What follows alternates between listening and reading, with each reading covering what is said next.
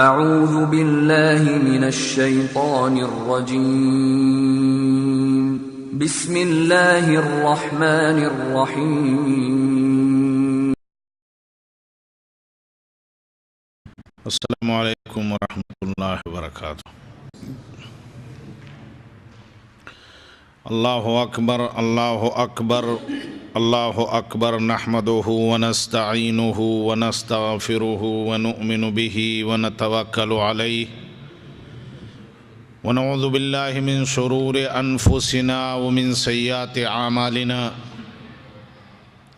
من يهده الله فلا مضل له ومن يضلله فلا هادي له، وأشهد أن لا إله إلا الله وحده لا شريك له، وأشهد أن محمدًا عبده ورسوله أرسله بالحق بشيرا ونذيرا، أما بعد فإن خير الحديث كتاب الله وخير الهدي هدي محمد صلى الله عليه وسلم، وشر الأمور محدثاتها وكل محدثة بدعة وكل بدعة ضلالة وكل ضلالة في النار۔ أعوذ بالله من الشيطان الرجيم، قال الله تعالى في القرآن المجيد: كل نفس ذائقة الموت، وقال إنك ميت وإنهم ميتون۔ میرے ساتھیوں، میرے بھائیوں، عزیز دوستوں اور بزرگوں اور علماء کرام،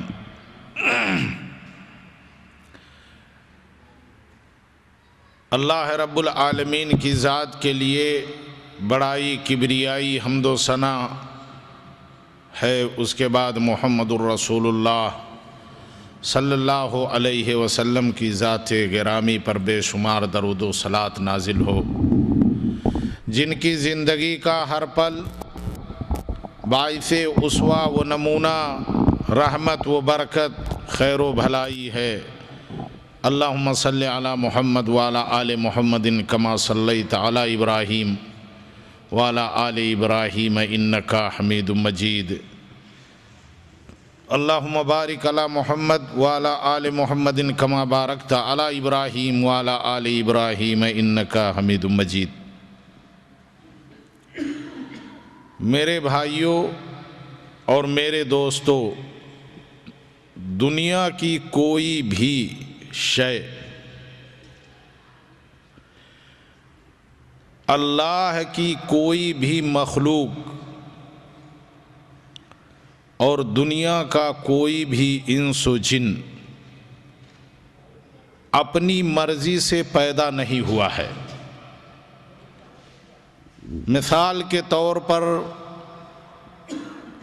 ہم اتنے لوگ یہاں پہ آج موجود ہیں، حاضر ہیں، کیا ہم میں سے کوئی شخص اپنی مرضی سے پیدا ہوا ہے؟ ہرگز نہیں۔ اسی طرح سے اللہ کی مخلوق میں سے کوئی بھی مخلوق اور کوئی بھی انسان یا جنات اپنی مرضی سے مرے گا بھی نہیں۔ تب خاص کر کے انسان جب اپنی مرضی سے وہ پیدا نہیں ہوا ہے اور اپنی چاہت اور اپنی مرضی سے وہ مرے گا بھی نہیں، تو کسی بھی انسان کو یہ حق بھی نہیں ہے کہ وہ اپنی مرضی سے زندگی گزارے۔ اللہ کے حدود میں، اللہ کے بنائے ہوئے نظام میں اور اللہ کے بتائے ہوئے طور و طریقے کے مطابق اسے اپنی زندگی گزارنی چاہیے۔ یہ خاص بات رہی آج کے اس پروگرام کے اندر میں آپ لوگوں کے سامنے محمد الرسول اللہ صلی اللہ علیہ وسلم کے زندگی کے آخری ایام اور آخری گھڑیاں اور جاکنی کے عالم اور اس سے پہلے کی کچھ نصیحتوں سے بھری ہوئی باتیں پیش کرنا چاہتا ہوں۔ میرے ساتھیوں اور بھائیوں، جیسا کہ قرآن عزیز کی آیت آپ لوگوں نے سنی، اللہ تبارک و تعالی اپنی کتاب قرآن عزیز جو مسلمانوں کے زندگی کا باعلاج، مسلمانوں کے لیے اسوہ و نظام اور ضابطۂ حیات ہے، اس کے اندر ایک عام بات ارشاد فرماتے ہوئے اللہ تبارک و تعالی کہتا ہے کل نفس ذائقۃ الموت، ہر ذی روح کو موت کا مزہ چکھنا ہے۔ اس کے بعد اللہ تبارک و تعالی نے محمد الرسول اللہ صلی اللہ علیہ وسلم کو خطاب کرتے ہوئے تاکہ آپ کے امتیوں میں سے یا آپ کے ماننے والے اور نہ ماننے والے کسی کے ذہن و دماغ میں یہ شبہ باقی ہی نہ رہے کہ آپ مر نہیں سکتے ہیں یا مریں گے نہیں، یا آپ کا وجود معاذ اللہ تبارک و تعالیٰ کے وجود کے مانند ہے۔ اس بات کو انکار کرنے کے لیے اور امت محمد کو خاص کر کے گمراہی سے بچاتے ہوئے اللہ تبارک و تعالیٰ نے اپنے نبی صلی اللہ علیہ وسلم کو خطاب کرتے ہوئے ارشاد فرمایا انکا میتن وانہم میتون، اے محمد صلی اللہ علیہ وسلم، آپ سے پہلے جتنے انبیاء کرام آئے سب مر چکے ہیں اور آپ کو بھی مرنا ہے۔ یہ ایک واضح پیغام اور اللہ تبارک و تعالیٰ کا حکم اس اشکال کا ازالہ کر دیتا ہے اور مسلمانوں کو، اسلام والوں کو اس بات کی دعوت دیتا ہے اور یقین کرنے پر مسلمان کو مجبور کرتا ہے کہ اللہ کے رسول صلی اللہ علیہ وسلم مر چکے ہیں، اور یہی ایک مسلمان کا ایمان ہونا چاہیے۔ جیسا کہ آپ حضرات نے تقریباً 1 مہینہ پہلے اپنے ملکوں کے اندر، خاص کر کے شرق آسیہ کے اندر ہندوستان، پاکستان، نیپال، بنگلہ دیش، انڈونیشیا، فلپین، افغانستان اور عرب کے بہت سارے ممالک، تقریباً صرف سعودی عرب کو چھوڑ کر کے باقی تمام ممالک کے اندر عید میلاد النبی منایا جاتا ہے، یہ عقیدہ رکھتے ہوئے کہ محمد الرسول اللہ صلی اللہ علیہ وسلم زندہ ہیں، اور ہماری مجلسوں میں، ہماری نمازوں میں اور ہمارے پروگرامز کے اندر، اور خاص کر کے جب ہم عید میلاد اور اس طرح سے خواہ وہ میلاد پڑھا جائے یا میلاد النبی ہو، حاضر ہوتے ہیں۔ یہ ایک فاسد عقیدہ ہے، اور اسی عقیدے کو لے کر کے مسلمانوں کی ایک بڑی سی جماعت ہر سال جب 12 ربیع الاول کی تاریخ ہوتی ہے تو آپ صلی اللہ علیہ وسلم کے زندہ ہونے کا یا اس طرح سے دیگر خیال رکھتے ہوئے ایک پروگرام مناتے ہیں اور اس کے اندر یا رسول اللہ کے نعرے اور اس عقیدے کا اعادہ کرتے ہوئے لوگوں کو گمراہ کرتے ہیں. جو لوگ اسلام کو اتنا گہرائی سے نہیں جانتے انہیں لوگ گمراہ کر کے اور اپنے میں شامل کر لیتے ہیں.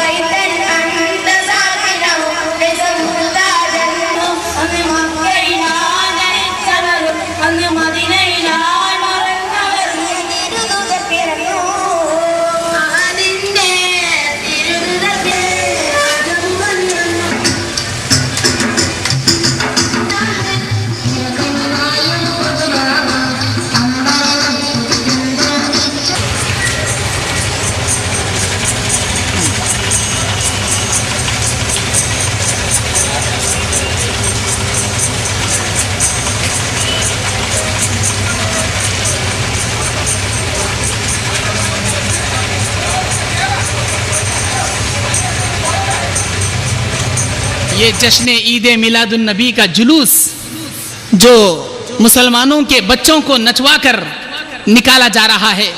اس جلوس کے اندر بتایا جا رہا ہے کہ اللہ کے رسول صلی اللہ علیہ وسلم کے پیدائش کے دن کی خوشی اس طرح منانا چاہیے. اللہ کے رسول صلی اللہ علیہ وسلم اپنی زندگی میں ایسا جلوس نہیں نکالے، نہ حضرت ابوبکر نکالے، نہ حضرت عمر نکالے، نہ حضرت عثمان نکالے، نہ حضرت علی نکالے، کوئی سی صحابی رضوان اللہ علیہم اجمعین نہیں نکالے. اللہ کے رسول صلی اللہ علیہ وسلم کے صحابہ تو درکنار، تابعین نہیں نکالے، تبع تابعین نہیں نکالے، کوئی محدث نہیں نکالے، کوئی ائمہ نہیں نکالے. امام ابو حنیفہ رحمۃ اللہ علیہ، امام شافعی رحمۃ اللہ علیہ، امام مالک رحمۃ اللہ علیہ، امام احمد ابن حنبل رحمۃ اللہ علیہ، کسی امام نے ایسا جلوس نہیں نکالا. میرے ساتھیوں اور بھائیوں، صحیح جو قرآن کا حکم ہے اس قرآن کے حکم کے خلاف مسلمان اگر ایک بھی انچ چل رہا ہے، اگر ذرہ برابر بھی قرآن کے حکم کے اندر اپنے آپ کو متزلزل پا رہا ہے یا شبہات کے اندر ڈال رہا ہے یا قرآن کے حکم کے خلاف اپنے عقیدے کو رکھ رہا ہے یا اپنے ذہن و دماغ کے اندر کوئی بات رکھ رہا ہے، تو یقین مانے اللہ تبارک و تعالیٰ کے حکم اور نبی صلی اللہ علیہ وسلم کے احکامات اور ارکان ایمان کے رکن کے اندر جہاں پر ایمان کے 6 رکن ہیں اس میں ایک یہ بھی ہے کہ اللہ تبارک و تعالیٰ کی کتابوں پر خاص کر قرآن پر بندہ ایمان رکھے. تو یہ قرآن کا حکم ہے، اس کے احکامات، اس کے نظام، اس کے حدود اور اس کی تمام چیزوں پر ایمان رکھتے ہوئے اسے اس بات کو ماننا پڑے گا. اگر ایک بھی حکم کا منکر ہوا تو اس بات کو جان لیجئے کہ وہ اسلام سے خارج اور اس کا ایمان قطعاً مکمل ہے ہی نہیں. اسی لیے میرے ساتھیوں اور بھائیوں، محمد الرسول اللہ صلی اللہ علیہ وسلم کی وفات کا اعلان اللہ تبارک و تعالیٰ نے قرآن کے اندر آپ کے زندگی میں آپ کو خطاب کرتے ہوئے ارشاد فرما دیا، انکا میتن و انہم میتون، آپ بھی مر جائیں گے، آپ بھی مرنے والوں میں سے ہیں جس طرح سے آپ سے پہلے انبیاء کرام مر چکے ہیں. یہ ایک تسلیم شدہ عقیدہ ہے. اسی لیے محمد الرسول اللہ صلی اللہ علیہ وسلم کئی ایک دلائل کے ساتھ آپ لوگوں کے سامنے صدیق اکبر حضرت ابوبکر رضی اللہ تعالیٰ عنہ کے کلام سے، حضرت عائشہ صدیقہ رضی اللہ تعالیٰ عنہا کے بیانات سے، حضرت فاطمہ رضی اللہ تعالیٰ عنہا کے بیان سے، حضرت علی کی باتوں کی بیان سے اور قرآن و احادیث کے احکامات سے یہ بات پتہ واضح طور پر اس بات کا پتہ ہو جاتا ہے اور یہ صحیح معلوم ہوتا ہے کہ اللہ کے رسول صلی اللہ علیہ وسلم مر چکے ہیں۔ مثال کے طور پر محمد الرسول اللہ صلی اللہ علیہ وسلم کا اپنی زندگی کے مختلف حالات میں، مختلف وقتوں میں، مختلف دعاؤں کے ساتھ یہ دعا مانگنا، اللہ تبارک و تعالیٰ کی مدد مانگنا، اللہم اعنی فی سکرات الموت و غمرات الموت، اے اللہ تو میری مدد کرنا موت کے سختیوں کے حالت میں، موت کے سختیوں کے وقت اور موت کے وقت جو بے ہوشیوں کا وقت ہوتا ہے، ایسی حالت میں میری مدد کرنا۔ یہ ایک حدیث ہے لیکن ایک بہت ساری چیزوں کو سمیٹے ہوئے ہے اور لیے ہوئے ہے۔ میرے ساتھیوں اور بھائیوں اور دوستوں، آئیں آپ لوگوں کے ذہن کو اور آپ کو اس سمت لے چلیں جو ہمارا مضمون ہے اور جس کے اندر آپ لوگوں کو مجھے بتانا ہے۔ وفات رسول، عبرت و نصیحت۔ اللہ کے رسول صلی اللہ علیہ وسلم کی زندگی جو لوگوں کے لیے عبرت ہے، لوگوں کے لیے نصیحت سے بھری ہوئی ہے۔ آئیں اللہ کے رسول کے زبان سے نکلے ہوئے کلمات اور اس کی ادائیگی کے ساتھ، اور صحابہ کرام کا اس وقت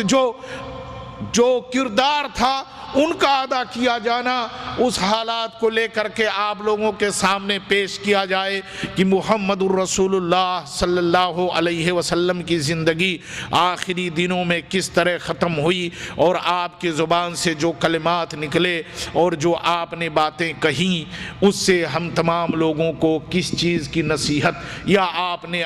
اپنی زندگی کے آخری لمحات میں اپنی امت کو کیا پیغام دیا۔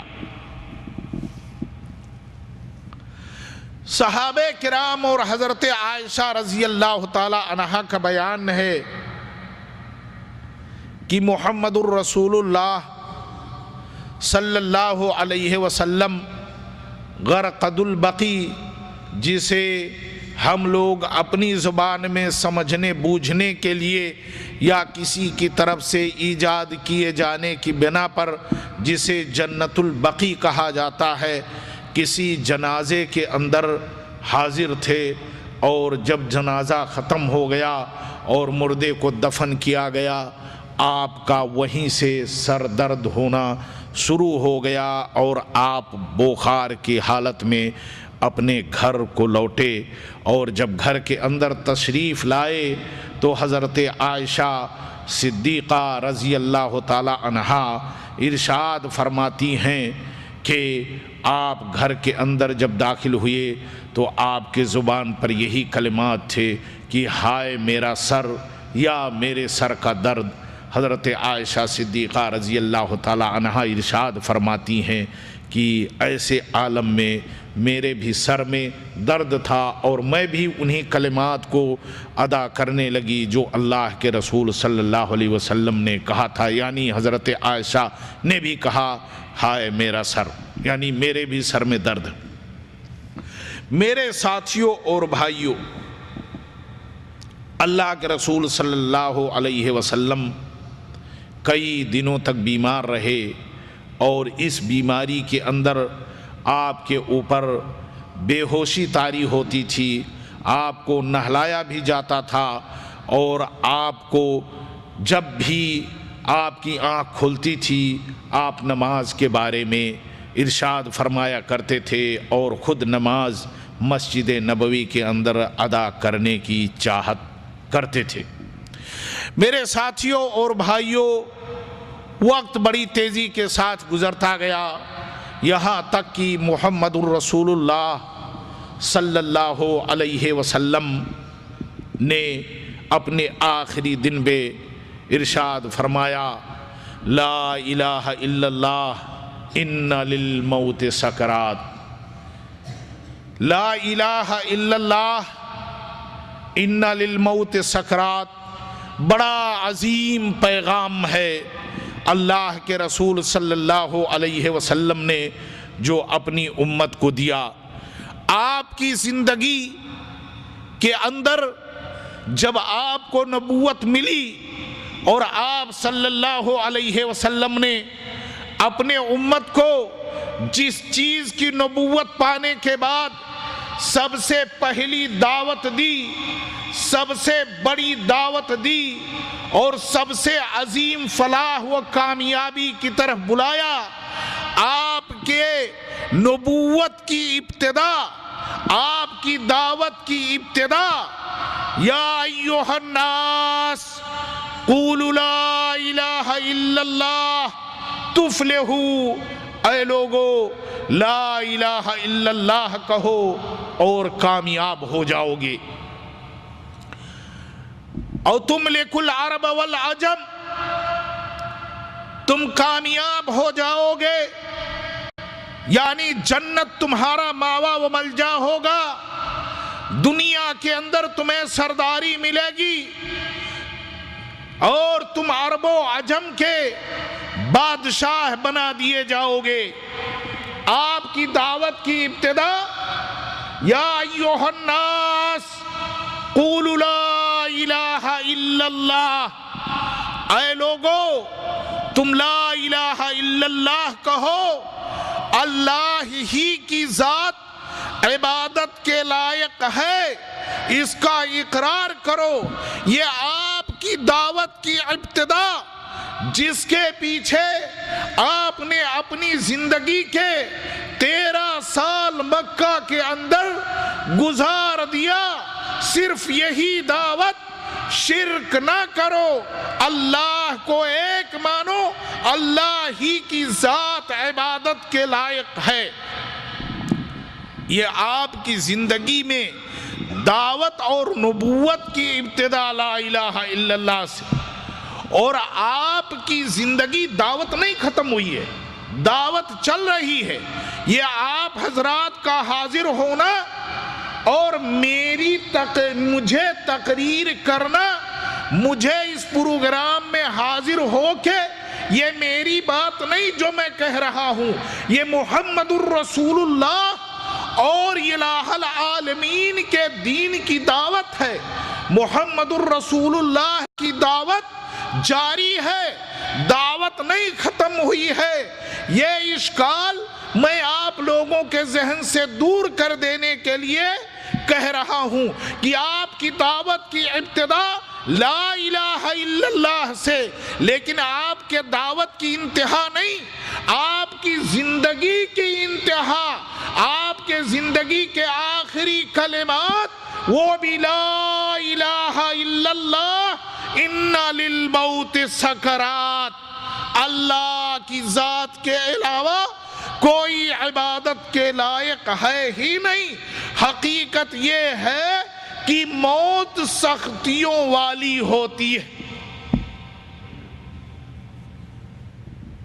یعنی محمد الرسول اللہ صلی اللہ علیہ وسلم نے اپنی دعوت کی جب ابتدا کی تو اللہ کی ذات کے لیے اور آپ کی توحید کو اجاگر کرنے کے لیے، آپ کی ذات کو لوگوں کو ایک بتانے کے لیے، اور جب نبی صلی اللہ علیہ وسلم نے اپنی زندگی کی انتہا کی تب بھی اپنے امتی کو اس بات کا پیغام دے دیا۔ لیکن میرے ساتھیوں اور بھائیوں، بہت ساری باتیں آپ نے بتائیں، آئیں ایک ایک کر کے یہ پیغام لا الہ الا اللہ آپ لوگوں کے سامنے کھل کر کے آتا ہے، لیکن لا الہ الا اللہ کہنے والے لوگوں کی اکثریت، اغلبیت، زیادہ تعداد شرک کے اندر ڈوبی ہوئی، جیسا کہ اللہ تبارک و تعالی نے قرآن عزیز کے اندر خود ارشاد فرمایا، وَمَا يُؤْمِنُ أَكْثَرَهُمْ بِاللَّهِ إِلَّا وَهُمْ مُشْرِكُونَ، بہت ڈھیر سارے لوگ اللہ کی ذات پر ایمان رکھنے کے باوجود مشرک ہیں، مشرک۔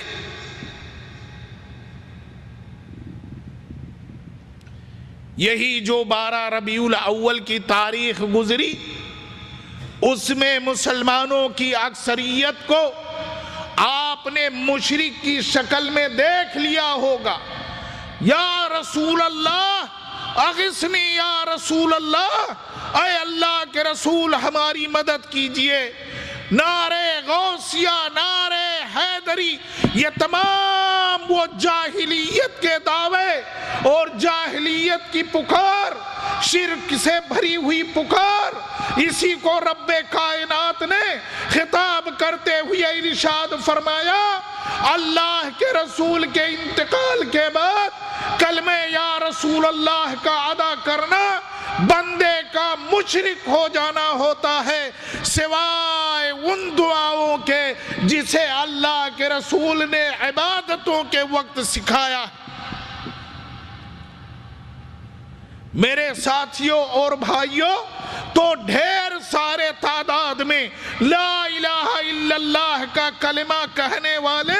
مشرکوں کو آپ نے دیکھ لیا ہوگا کہ چاروں طرف جلوس کی شکل میں لوگ نکل رہے ہیں، بدعات و خرافات کے ساتھ، اپنے آپ کو کلمہ پڑھنے کے ساتھ اللہ کی ذات کے ساتھ شرک کرنے والا بھی ٹھہراتے. اور محمد الرسول اللہ صلی اللہ علیہ وسلم نے آپ نے اس جلوس کے اندر، اس جلسے کے اندر دیکھا ہوگا کہ اغثنی یا رسول اللہ، اے اللہ کے رسول ہماری مدد فرمائیں. یا اس کے علاوہ بھی جو کمزور ایمان کے مسلمان یا جن کے عقیدے کو لوگوں نے خراب کر دیا، وہ لوگ اللہ کے رسول سے مدد مانگتے ہیں، لیکن محمد الرسول اللہ صلی اللہ علیہ وسلم نے اپنے جاکنی کے عالم میں اور اپنے زندگی کے مختلف وقتوں میں آپ نے ہمیشہ دعا فرمائی اللہم اعنی فی سکرات الموت وغمرات الموت. اے اللہ تبارک و تعالی، اے الہ العالمین، اے وحدہ لا شریک کی ذات، اللہم، اے سارے لوگوں کے الہ، ساری مخلوق کے الہ، صرف عبادت کے لائق تیری ہی ذات، اے وہ الہ، میری مدد کرنا تو سکرات موت کے وقت اور موت کے وقت بے ہوشیوں کے عالم میں. ہمارے نبی صلی اللہ علیہ وسلم کی دعا اللہ سے، اور آج کا مسلمان اپنی مدد غیر اللہ سے، نبی سے، علی حیدر سے، فاطمہ سے، حسن سے، حسین سے، عبد القادر جیلانی سے، داتا دربار پہ معین الدین، نظام الدین، اپنے گاؤں، اپنی جگہ. یہودیوں نے بکر پوجا، یہودیوں نے گائے پوجا، اسی لیے اللہ کے رسول نے ارشاد فرمایا کہ قیامت اس وقت تک آ ہی نہیں سکتی جب تک میری امت کے لوگ یہودیوں کے نقش قدم پہ نہ چلیں گے. اگر کوئی یہودی سانڈے کے سوراخ میں گھسا ہے تو میری امت کا بھی گھسے گا. یہودیوں نے گائے پوجی، یہودیوں نے بیل پوجا، مسلمانوں نے مردہ گیدڑوں، کتوں، گھوڑوں اور گدھوں کے قبروں پہ اپنی پیشانی ٹیک دی. غلط کہہ رہا ہوں؟ کتنے ایسے قبر، کتنے ایسے مزارات جہاں پہ مسلمانوں کو پتہ ہی نہیں کہ اس کی حقیقت کیا ہے، اس کے اندر دفن کون ہے، وہاں پر جا کر اپنے سر کو ٹیک دیتے، اپنی عزت و آبرو کو، اپنی پیشانی کو، اپنی وحدانیت کو، اللہ کے ساتھ ایمان رکھنے والے عقیدے کو خراب و برباد کر دیتے. تو میرے ساتھیوں اور بھائیوں، یہ ہے مسلمانوں کا کردار. بہرحال میرے ساتھیوں اور بھائیوں، اللہ کے رسول صلی اللہ علیہ وسلم نے اور بہت ساری باتیں بتائیں اپنے سکرات موت کے وقت، لیکن اس کا یقین چلیں کرتے ہوئے محمد الرسول اللہ صلی اللہ علیہ وسلم 12 ربیع الاول کی تاریخ، جسے اگر ہم سوموار کہتے ہیں تو شاید کسی دھرم کے دیوتا کا نام ہو جائے، پیر اگر کہتے ہیں تو یہ بھی میرا خیال بدعت ہو جائے، لیکن یوم الاثنین چلیں، اب کچھ نہ کچھ تو کہا ہی جائے گا۔ دوشنبہ، یوم الاثنین، سوموار یا پیر کا دن سورج جب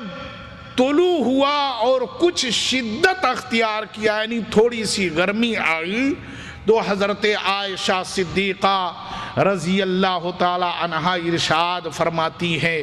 کہ میں محمد الرسول اللہ صلی اللہ علیہ وسلم کو بڑی قسمت والی، بڑی نصیب والی تھی کہ آپ کا سر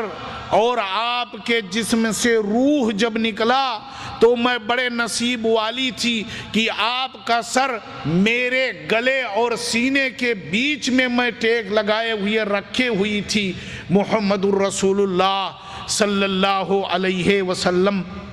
کے سامنے ایک پانی کا پیالہ تھا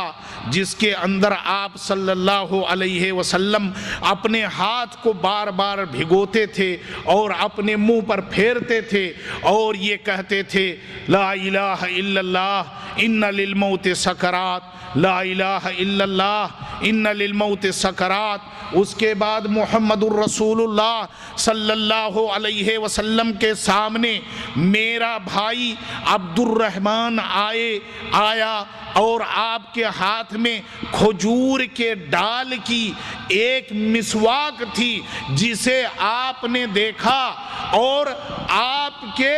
دیکھنے سے ہمیں یہ احساس ہوا کہ آپ کی چاہت ہے۔ آپ سے میں نے پوچھا صلی اللہ علیہ وسلم سے کہ عبد الرحمن سے مسواک لے کر کے آپ کو دے دوں؟ آپ نے ہاں میں سر ہلایا اور مسواک لے لیا عبد الرحمن کے ہاتھ سے، اللہ کے رسول کے ہاتھ میں پکڑا دیا، لیکن بیماری نے، جاکنی نے، آخری وقت نے، موت کی قربت نے، اس دنیا سے رحلت نے آپ کو اتنا کمزور کر رکھا تھا کہ آپ نے مسواک لیا،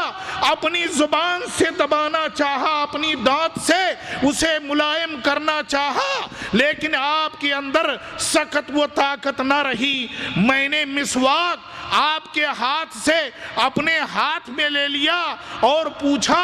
کہ میں کیا نرم کر دوں؟ پھر ارشاد فرماتی ہیں کہ بڑی نصیبوں والی میں، بڑی تقدیر والی میں، بڑی خوش نصیب میں کہ میرا تھوک میرے نبی کے تھوک سے، میرے نبی کا تھوک میرے تھوک سے زندگی کے آخری لمحات میں مل گیا، اور میں نے پھر وہ مسواک جو آپ نے اپنے منہ کے اندر ڈالا تھا اسے لیا اور اپنے دانت سے ملائم کیا، اس کے بعد آپ کو دیا، آپ نے وہ مسواک کیا۔ میرے ساتھیوں اور بھائیوں،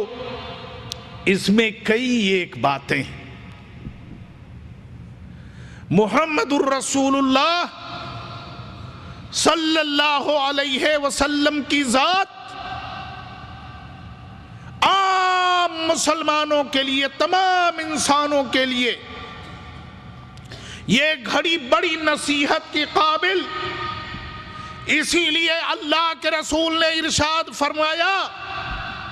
حیاتک قبل مماتک،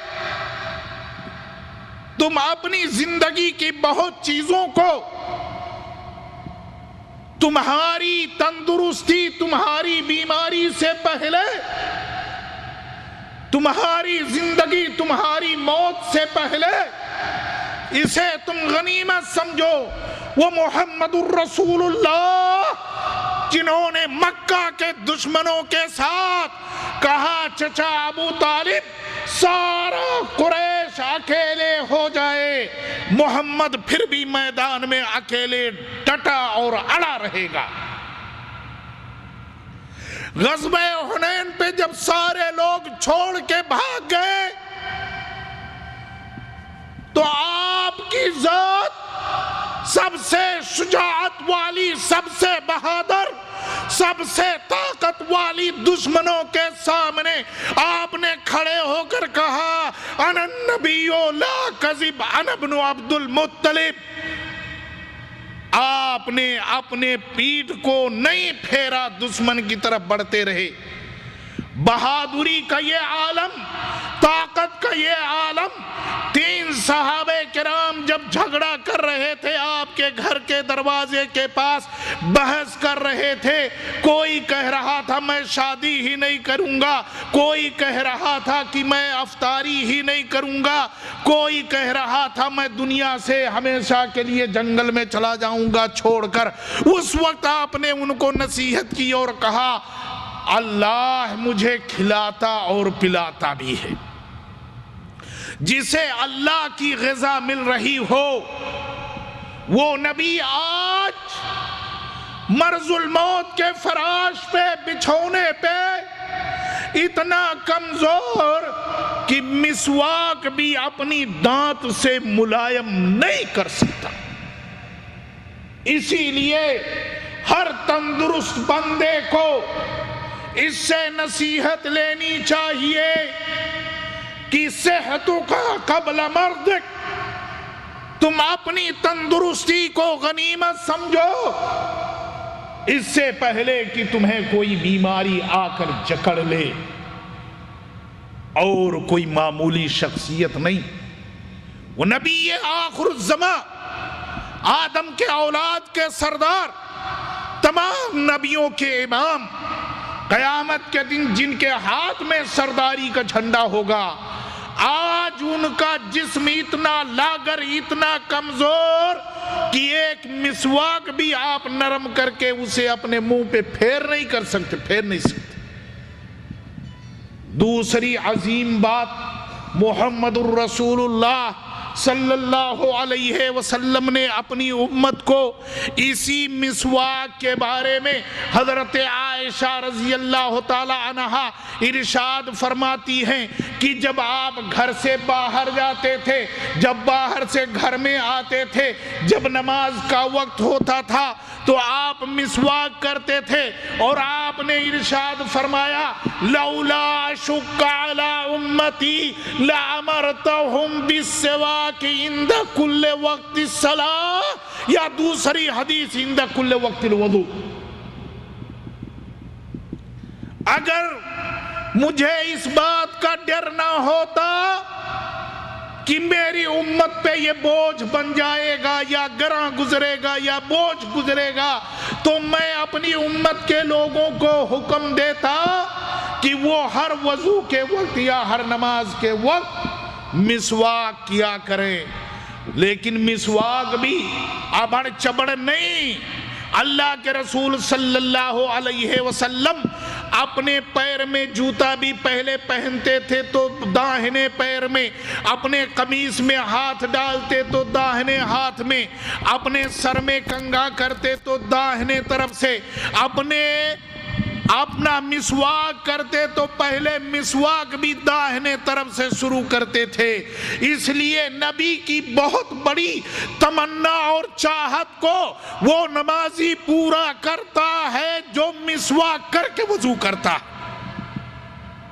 بڑا عظیم ثواب ہوگا جو اپنی نبی کے اس تمنا اور خواہش کو پورا کر کے نماز ادا کرے گا۔ لیکن نہیں، ابھی تو کوئی پان دبائے ہوتا ہے، تو کوئی تمباکو بغل میں کھائے ہوتا ہے، کوئی سگریٹ پی کے آتا ہے، پوری مسجد بدبو کرتی ہے، اور کوئی یہاں تو آ جاتا مسجد میں، کتنے لوگ مسجد کا راستہ ہی نہیں چاہتے۔ یہ بات بھی آئے گی۔ پھر حضرت عائشہ رضی اللہ تعالی عنہا ارشاد فرماتی ہے کہ اللہ کے رسول صلی اللہ علیہ وسلم نے بہت ساری باتیں ارشاد فرمائی۔ آپ نے ارشاد فرمایا اللہم لا تجعل قبری وثنا یعبد۔ آپ نے دعا مانگی، اے میرے رب میری قبر کو صنم بت نہیں بنانا جس کی عبادت کی جائے، اور کیسے بھی لے دے کے اللہ حفاظت کرے آل سعود کے حکمرانوں کی اور اس حکومت کی، آمین، جنہوں نے مسلمانوں کو نبی کے قبر کو عبادت گاہ بننے سے روک رکھا ہے۔ بڑا عظیم کلام، بڑی بھاری بات اور بہت بڑا حکم، اللہ سے مانگی ہوئی دعا نبی کی اللہ نے اپنے بندوں کے ذریعے قبول فرمائی اور اس کا تنفیذ کر رکھا۔ آئیں اب چلیں اللہ کے رسول صلی اللہ علیہ وسلم کی یہ دعا مسلمانوں کے ابھی ایک لڑکے نے مجھے بتایا 2-4 دن پہلے قبر پرستی کی بات پر، جب نبی کی قبر نہیں پوجی جا سکتی، نبی کی قبر کی عبادت نہیں ہو سکتی، اور نبی صلی اللہ علیہ وسلم نے اللہ سے یہ دعا مانگی کہ اے اللہ تو میرے قبر کو عبادت گاہ نہ بننے دینا، کیا نام ہے مورتی یا صنم کدہ، یا کیا نام ہے صنم نہیں بنانا کہ لوگ اس کی پوجا کریں۔ وثن مانے ہوتا ہے مورتی، اوثان جس کی جمع ہے، جو کعبہ کے اندر 360 کھڑے تھے یا دنیا میں آج بھی جہاں۔ تو کسی بھی مسلمان کے لیے یہ حق ہے ہی نہیں کہ کوئی بندہ اللہ کی رسول صلی اللہ علیہ وسلم کے قبر کے علاوہ بھی کسی قبر کے سامنے اپنے سر کو جا کے ٹیکے۔ یہ عام سی بات ہو گئی، لیکن میرے ساتھیوں اور بھائیوں، میں کہہ یہ رہا تھا کہ ایک لڑکے نے مجھے یہ خبر دی کہ اجمیر میں معین الدین کی جو قبر ہے، اس قبر کے مجاور نے ابھی جلد یہ بیان دیا ہے، اور عورتوں کے وہاں پہ قبر کے پاس جانے سے منع کر دیا ہے، بلکہ ایک دیوار بنا دی ہے اور قبر سے دور کر دیا گیا ہے۔ اور بیان کیا دیا ہے معلوم ہے کہ ہمیں اب پتہ چلا ہے کہ اسلام میں عورتوں کا قبروں پہ آنا جائز نہیں ہے۔ ہمیں اب پتہ چلا، کئی 100 سال ہو گئے، ساری گند، ساری بے حیائی، اصل میں قبر پرستی کا اسلام سے کوئی تعلق ہے ہی نہیں۔ اسلام میں قبر پرستی ہے ہی نہیں۔ قبروں کی پوجا کرنے والے مسلمان ہے ہی نہیں۔ قبروں کی پوجا کرنے والے مسلمان حقیقت میں ہے ہی نہیں۔ یہودیوں کے نقش قدم پہ چل کر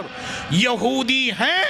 یہ پیغام دنیا کے اندر پہنچاؤ، جو حاضر ہے وہ غائب کو بتائے۔ اور بی بی کی لندن سے آج سے کئی سال پہلے ریکارڈ کی گئی خبر میں معین الدین کے قبر کے مجاور سے سوال کیا گیا کہ تم اس قبر کو کیوں دھلتے ہو؟ تو اس نے کہا کہ کعبہ کو کیوں دھلتے ہیں؟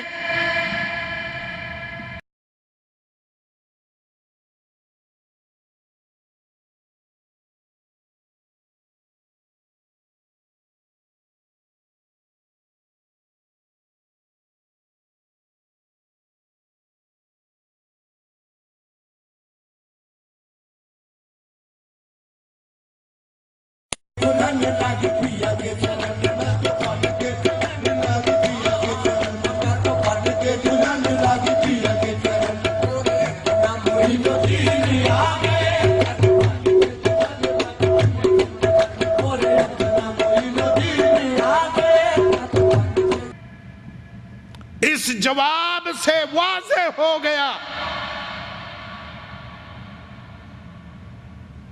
سوال کیا نمائندے نے بی بی سی کے کہ تم اس قبر کو کیوں دھلتے ہو؟ تو اس نے جواب دیا کعبے کو کیوں دھلا جاتا؟ معاذ اللہ۔ میرے ساتھیوں اور بھائیوں، قبر پرستی اسلام میں نہیں، قبروں کے پجاری مسلمان نہیں۔ اللہ کے رسول صلی اللہ علیہ وسلم نے ارشاد جہاں فرمایا اللہم لا تجعل قبری وثنا یعبد، آپ نے وہیں پہ ارشاد فرمایا لعن اللہ الیہود والنصارى، اللہ کی لعنت ہو یہود و نصارہ پر، اتخذوا قبور انبیائہم مساجد، جنہوں نے اپنے نبیوں کے قبروں کو کیا بنایا؟ سجدے کا اڈا، سجدہ گاہ، سجدے کے لائق۔ اب بتائیں ہمارے نبی نے لعنت بھیجی اس آدمی پر جو قبر پہ سجدہ کرتا ہے اور جو قبر پہ جا کے اپنے سر کو ٹیکتا ہے، اور یہودیوں کی صفت بھی بتا دی۔ اسی لیے پیغمبر نے ارشاد فرمایا تھا کہ اس وقت تک قیامت آ ہی نہیں سکتی جب تک کہ تم یہودی کے نقش قدم پہ نہ چلو گے۔ یہودیوں نے اپنے نبی کے قبر کو سجدہ گاہ بنایا، لیکن اللہ نے میرے نبی کے برکت سے اپنے نبی کے قبر کو سجدہ گاہ بننے سے محفوظ رکھا۔ لیکن یہودیوں کے طرز عمل کو اپناتے ہوئے، یہودیوں کے نقش قدم پہ چلتے ہوئے، یہودیوں کے عقیدے کو اپناتا ہوا مسلمان نبی کو نہ پایا تو پھر پیروں اور ولیوں کا نام لے کر یہاں تک کہ گدھوں اور کتوں اور بلیوں کے بھی قبروں پہ جا کر اپنی پیشانی کو ٹیک دیا۔ یہ عظیم شرک ہے، اور ایسا شرک کرنے والا اللہ کے یہاں قطعاً بخشا جائے گا ہی نہیں، اس کی کوئی بخشش کے لیے جگہ ہی نہیں۔ اللہ خود ارشاد فرماتا ہے ان اللہ لا یغفر ان یشرک بہ، اللہ ایسے بندے کو قطعاً معاف کر ہی نہیں سکتا جو اللہ کی ذات کے ساتھ شرک کیا۔ میرے ساتھیوں اور بھائیوں، آج اس وقت اس دنیا کے اندر مسلمانوں میں جو سب سے زیادہ جو گندا کام ہو رہا ہے اور سب سے برا کام ہو رہا ہے وہ ہے اللہ کی ذات کے ساتھ شرک اور اعلانیہ طور پر قبر پرستی۔ اور دنیا کے تمام وہ ممالک جس کے اندر غیر اللہ کی پوجا ہو رہی ہے، جہاں پہ قبروں کی پوجا ہو رہی ہے، اللہ کے علاوہ جہاں پہ دوسروں کی دعائیاں دی جا رہی ہے، ایسے ممالک فتنے میں ڈوبے ہوئے ہیں۔ اور ایسے ہی ممالک کی سامت، بربادی و ہلاکت، فقر و فاقہ، سیلاب، کبھی قحط اور کبھی کسی اور بیماری نے گھیر رکھا ہے۔ چاہے وہ ہندوستان ہو، چاہے پاکستان ہو، چاہے سوریہ ہو، چاہے عراق ہو، چاہے مصر ہو، سارے دنیا کے حکمران اس عظیم خبر و اعلان کو سن لے، چاہے وہ انڈونیشیا ہو، چاہے بنگلہ دیش ہو، چاہے نیپال ہو، چاہے دنیا کا کوئی بھی ملک ہو۔ جب تک قبر پرستی ختم نہ ہوگی، جب تک اللہ کی ذات کے ساتھ شرک ختم نہ ہوگا، تب تک کوئی بھی طاقت کامیاب نہ ہوگی، تب تک کسی قسم کی غریبی ختم نہ ہوگی، تب تک ایڈز و طاعون کی بیماریاں ختم نہ ہوں گی، تب تک ملکوں کے اندر بم دھماکے ختم نہ ہوں گے، کیونکہ اللہ نے اپنے سرپرستی کا ہاتھ من عمل عملا اشرک فیہ معی غیری ترکتہ وشرکہ، کوئی بھی بندہ، اب چاہے پورا ملک، اگر میری ذات کے ساتھ شرک کرتا ہے تو اللہ حدیث قدسی میں ارشاد اللہ کے رسول فرماتے ہیں، اللہ کہتا ہے تو پھر میں اس کے اوپر سے اپنی ذمہ داری کا ہاتھ اٹھا لیتا ہوں۔ اللہ گواہ ہے، اے میرے یارو، اے میرے بھائیوں، ہوش میں آؤ، غائب لوگوں کو شرک کرنے سے روکو۔ لیکن کہیں کتنے لوگ اسی میں بیٹھے ہوتے، جعلیات اسلامک سینٹر کے پروگرام میں دلچسپی لیتے،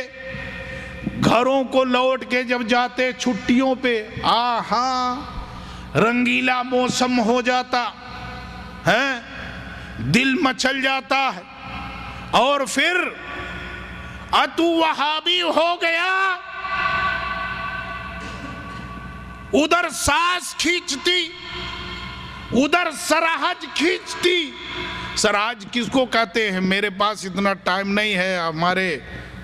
عبد المنان صاحب یہ بھوجپوری بھاشا آپ کو بتا دیں گے۔ ادھر سراج کھینچتی، ادھر سالی کھینچتی، ہم نے تو کالا بکرا، ہم نے تو کالا مرغا، ہم نے تو ایک بڑی چادر پھلا بابا کے قبر پہ مانی تھی، آج اسے چڑھا کے رہیں گے۔ اللہ اکبر، اعوذ باللہ۔ پھر توحید پرست اسلامک سینٹر میں حاضری دینے والا بندہ توحید سے اپنے آپ کو مالا کیا ہوا، اپنے سسرال پہ اپنی سراج اور سالی کے ارادوں پہ پہنچ کر کے پھر پھسل جاتا ہے، کیونکہ ابھی تو شاید کچھ غور غیرت نوجوانوں میں آ گئی ہے، ورنہ ہم نے اپنے بچپنوں میں بڈھوں کو مذاق کرتے ہوئے سنا ہے، سالی تو آدھی گھر والی ہوتی ہے۔ ہاں جنابو، اے حضراتو، کیوں؟ سالی تو آدھی گھر والی ہوتی ہے، پھر سالی کی مانی ہوئی منت قبر پہ جا کر پوری ہوتی ہے۔ او میرے یارو، اللہ کے ذات کی قسم، محمد الرسول اللہ نے کوئی ایسا نقطہ، زندگی کا کوئی ایسا شوشہ، زندگی گزارنے کا، تمام بنی نوع انسانیت کا، غلام کا، فقیر کا، حقیر کا، بادشاہ کا، گھر کا، سالے کا، سالی کا، داماد کا، ساس کا، بیوی کا، شوہر کا، باپ کا، بیٹے کا، بیٹی کا، پھوپھی کا، خالہ کا، کوئی مسئلہ ایسا ہے ہی نہیں جسے بیان نہ کیا ہو۔ اور میں تو کہتا ہوں 23 سالہ زندگی میں اتنا سب کچھ بتا دیا، عمل کر کے دکھا دیا، کر کے بتا دیا کہ اگر 23,000 سال کی بھی ہمیں آپ کو زندگی مل جائے تو آپ کے ایک ایک چن کے سنت پہ عمل کرنا چاہے تو 23,000 سال کی زندگی میں مکمل نہ ہو پائے، مکمل نہ ہو پائے۔ آپ سے پوچھا گیا الحموا، دیور بھاؤج کے رشتے کے بارے میں اللہ کے رسول کیا فرما رہے ہیں؟ بہنوئی سالی کی رشتے کے بارے میں کیا فرما رہے ہیں؟ آپ نے کہا الحموا الموت، جس طرح آنے والی موت تمہیں خطرناک ظاہر ہوتی ہے مسلمانوں، ایمان والوں، شرافت کی زندگیاں گزارنے والوں، کجریوں اور کنجروں سے کھنجروں سے دور رہ کر، بدماش و باز کی زندگیوں سے دور رہ کر،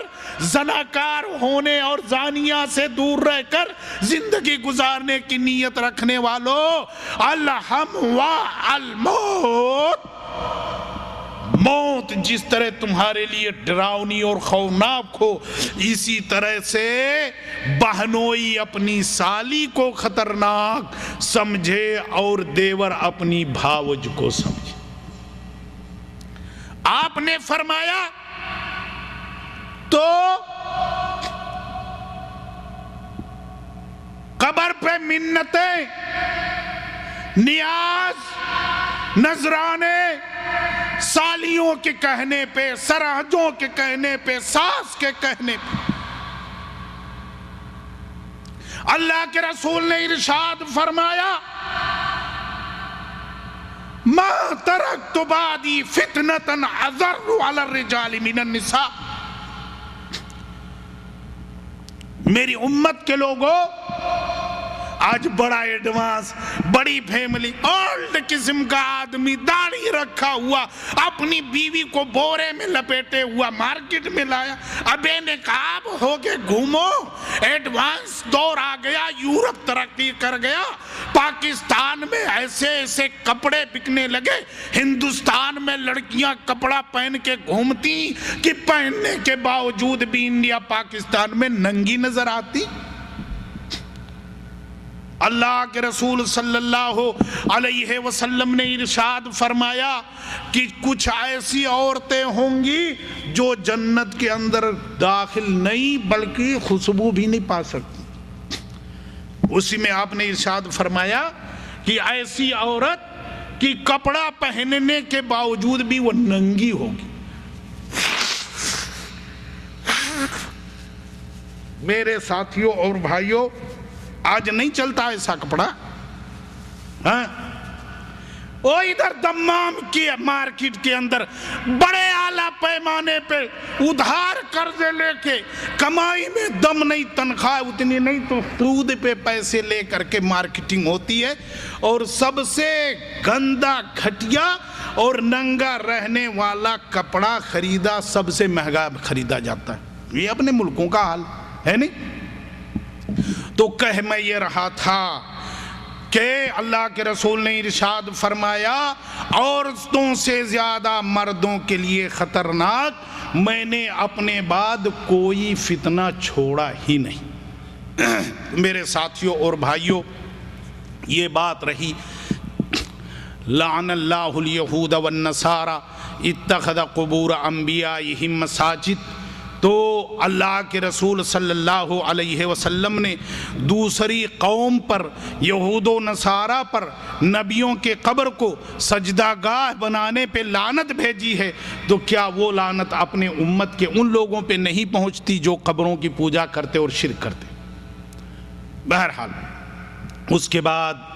حضرت عائشہ صدیقہ رضی اللہ تعالی عنہا ارشاد فرماتی ہیں کہ پھر ہم نے آپ کی زبان سے آخری کلمات آپ نے کچھ، اور اسی میں حضرت عائشہ رضی اللہ تعالیٰ عنہا ارشاد فرماتی ہیں کہ اور حضرت فاطمہ کی روایت ہے کہ اللہ کے رسول نے حضرت فاطمہ کو بلایا، ان کے کان میں کچھ کہا تو آپ رونے لگی، پھر دوبارہ بلا کے ان کے کان میں کچھ کہا تو وہ ہنسنے لگی۔ پوچھنے پہ پتہ چلا کہ اے فاطمہ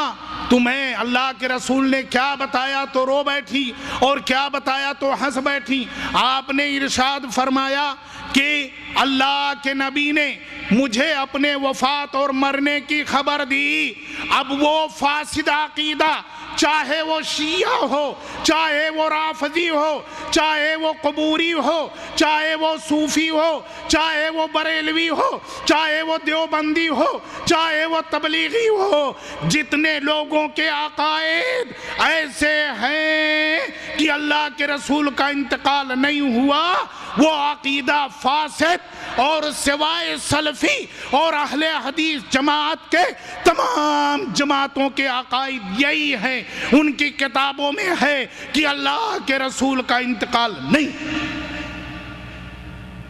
یہ دیکھو دلیل،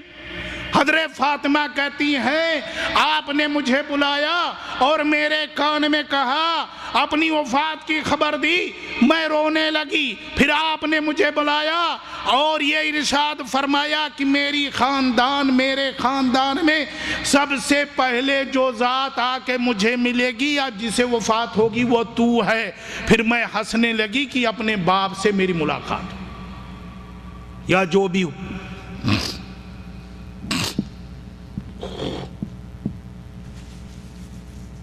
حضرت عائشہ صدیقہ رضی اللہ تعالی عنہ ارشاد فرماتی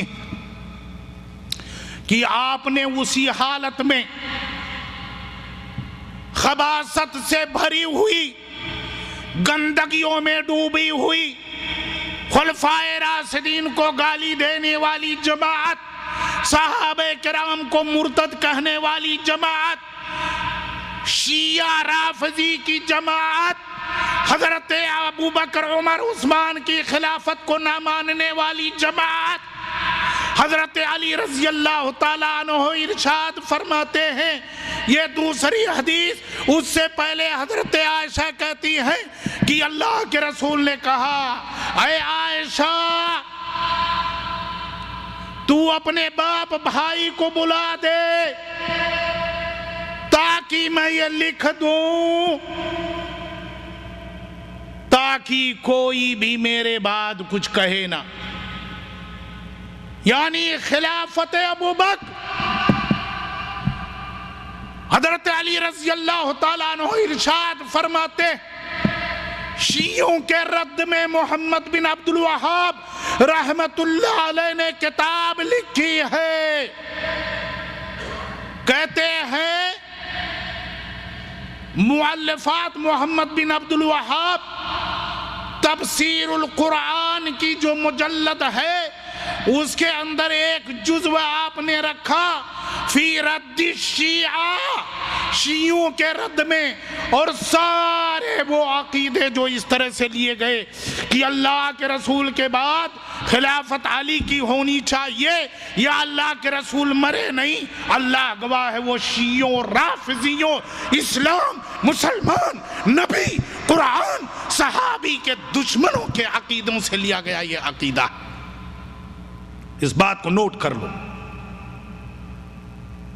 کیا کہتے ہیں حضرت علی؟ اللہ کے رسول نے مجھ سے کہا، قدمتک الی اللہ 3 مرات، اے علی میں نے تیری خلافت کے معاملے کو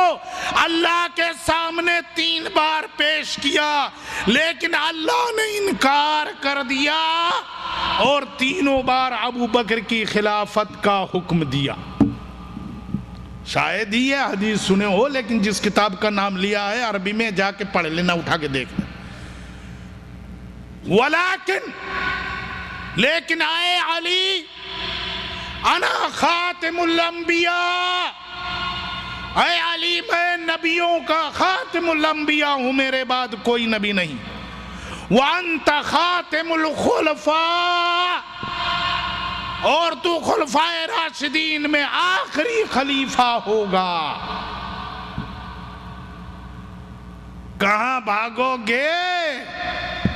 کدھر جاؤ گے؟ حضرت عائشہ رضی اللہ تعالیٰ عنہ کی طرف بات چلی گئی تو یہ جتنے عقائد کتابوں کو دیکھتے رہیں، صوفیت اسلام میں نہیں، عقائد وہ تبلیغیت جو گندگیوں سے ڈوبی ہوئی، اللہ کے رسول کے قبر سے نکلے روٹی بانٹنے، سکے بانٹنے، اسرپیاں بانٹنے، یہ بھی نہیں، چاہے وہ دیوبندیت ہو، چاہے تبلیغیت ہو، چاہے شہروردیت ہو، چاہے صوفیت ہو، چاہے ماتریدیت ہو، کوئی بھی اگر اس طرح عقیدہ ہے تو وہ فاسد، قرآن و حدیث کے خلاف، اللہ کے رسول کے احکام کے خلاف، اللہ کے قرآن کے حکم کے خلاف۔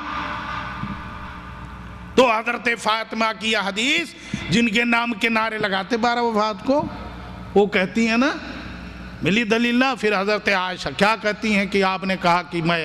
اب تو پھر میں رونے لگی. پھر آپ نے مجھے بتایا، بشارت دی کہ تم میرے خاندان میں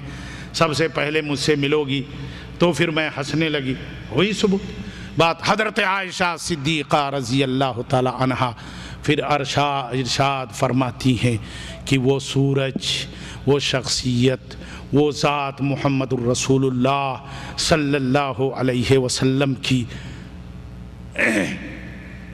آپ نے پھر اپنی زبان سے کچھ کہا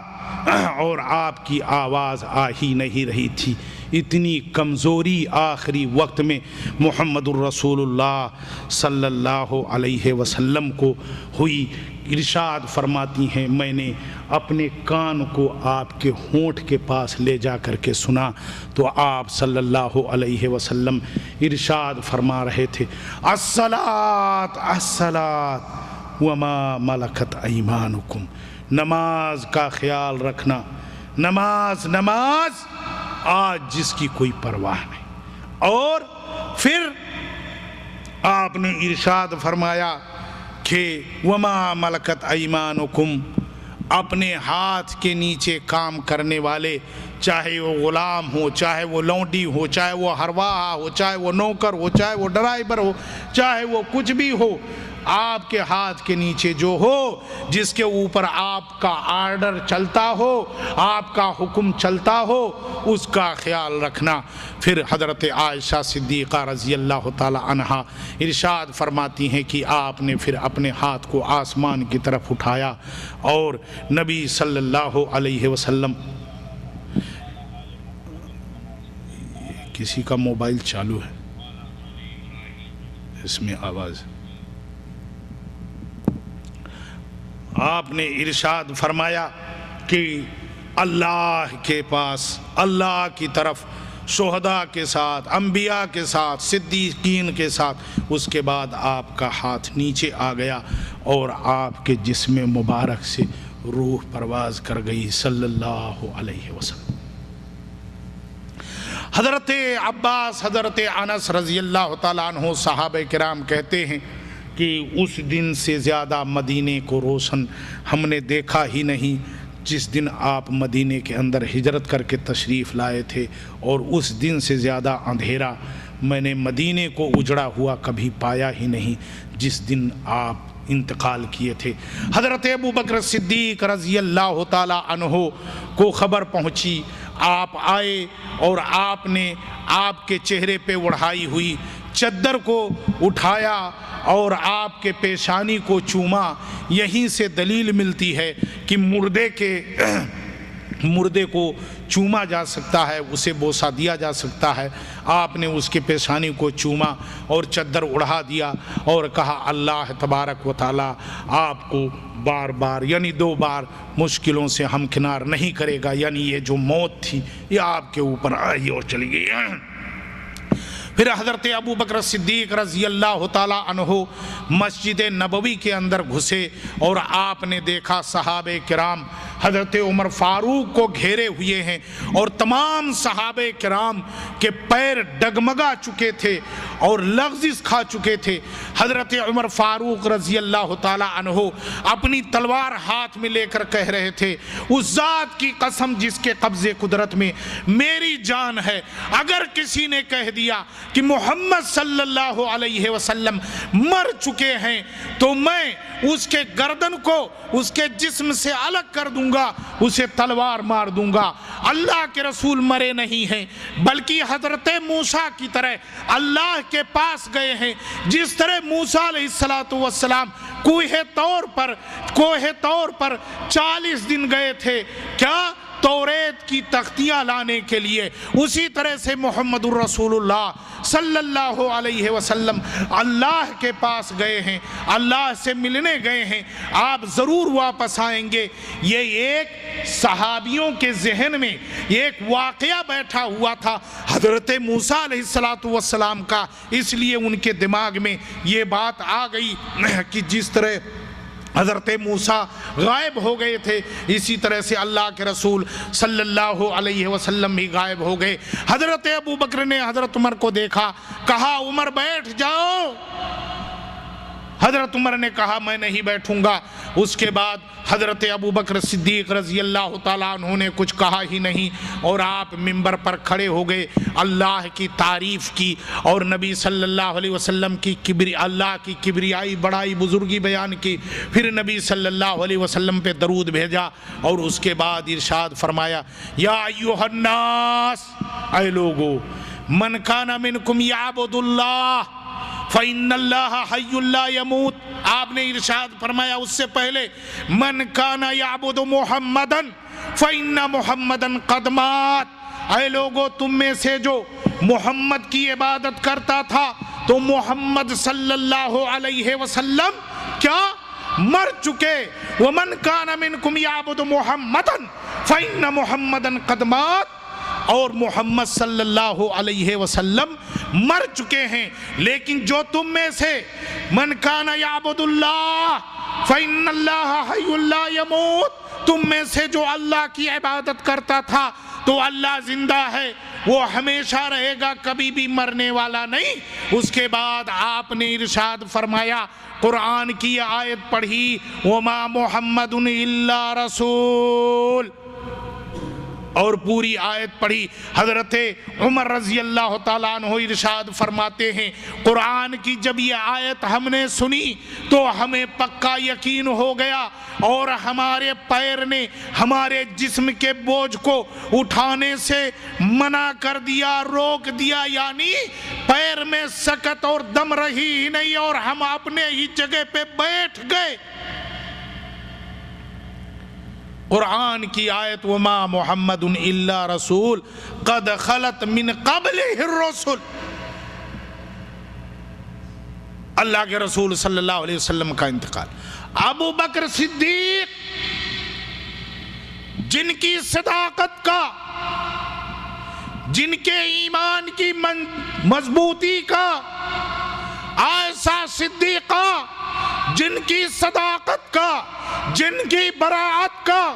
اللہ نے عرش اعظم سے حکم دیا، ان کی باتیں، حضرت ابو بکر کی منبر پہ باتیں اللہ کے رسول صلی اللہ علیہ وسلم کے لیے شواہد اور دلیل و برہان۔ اس کے بعد محمد الرسول اللہ صلی اللہ علیہ وسلم کے بارے میں حضرت ابو بکر کی طرف سے تلاوت کی گئی قرآن کی وہ آیت، جسے تمام صحابہ کرام نے سننے کے بعد یقین کیا اور ایمان کا جذبہ پیش کیا۔ اور میرے ساتھیوں، جیسا کہ میں نے کہا، قرآن کے ایک حرف سے بھی اگر کسی مسلمان کا، اور قرآن کے ایک حکم سے بھی کسی مسلمان کا اگر انحراف ہوتا ہے اور شک و شبہے کو ظاہر کرتا ہے، تو یقین مانو کہ وہ مسلمان ہرگز ہو ہی نہیں سکتا۔ اس کے بعد اللہ کے رسول صلی اللہ علیہ وسلم 3 دن کے بعد آپ کو مٹی کے اندر ڈال کر کے، قبر کے اندر ڈال کر آپ کے حجرے مبارک، اور کئی ایک ایسی دلیلیں ملتی جو یہ بتاتی ہیں کہ اللہ کے رسول صلی اللہ علیہ وسلم کا انتقال ہو گیا۔ یہ مختصر سی بات تھی جس کے اندر آپ صلی اللہ علیہ وسلم نے اپنے آخری ایام میں اپنی باتوں سے، اپنے کلام سے اور اپنے نبی کے نصیحتوں کے ذریعے ہمیں آخر میں بھی پیغام دیا، مسلمانوں کو بھی دیا کہ اللہ کی ذات کے ساتھ شرک نہیں کرنا چاہیے۔ اللہ تبارک و تعالیٰ سے دعا ہے کہ رب کائنات ہم تمام مسلمانوں کو صحیح عمل کرنے کی توفیق عطا فرمائے۔ اے اللہ، وہ مسلمان جو قرآن و حدیث سے بھٹکے ہوئے ہیں، الہ العالمین ان تمام مسلمانوں کو قرآن و حدیث پہ لا کر اکٹھا کر دے، اور انہیں قرآن اور حدیث کے مطابق اللہ زندگی گزارنے کی توفیق عطا فرما۔ جیسا کہ اللہ کے رسول نے کہا کہ اللہ نے مجھے قرآن دیا اور اسی کے مثل دوسری چیز دی، اور آپ نے دوسری جگہ ارشاد فرمایا کہ کتاب اللہ و سنتی، جب تک تم اسے پکڑے رہو گے کبھی گمراہ نہیں ہو سکتے۔ اللہ تمام مسلمانوں کو اپنی کتاب، اپنے نبی کے سنت پہ اکٹھا کر دے، آمین۔ اللہ ہم میں سے اختلاف ختم کر دے۔ اللہ ہم میں جو بیمار انہیں شفا دے، اللہ جو بیمار انہیں شفا دے، اللہ جو بے اولاد انہیں صالح اولاد دے، اللہ جو بے روزگار انہیں روزی مہیا کر دے، اللہ جو قرض دار ان کے قرضوں کو ادا کروا دے، اللہ جو مر چکے ہیں جن کا عقیدہ توحید پر، جن کا خاتمہ توحید پر ہوا، رب کائنات ان تمام لوگوں کو قبر کی عذاب سے بچا، جنت الفردوس کے اندر جگہ دے۔ اے اللہ تمام مسلمانوں کے لیے سب سے بڑی قوت جو بنا تو وہ توحید کی قوت ہو۔ اللہ مسلم ممالک کو فتنے و فساد سے اور دنیا کے تمام مسلمانوں کو فتنے و فساد سے محفوظ رکھتے ہوئے کرتے ہوئے رب کائنات سکون عطا فرما۔ آمین وآخر دعوانا ان الحمد للہ رب العالمین۔ والسلام علی سید الانبیاء والمرسلین وجزاکم اللہ خیرا احسن الجزاء۔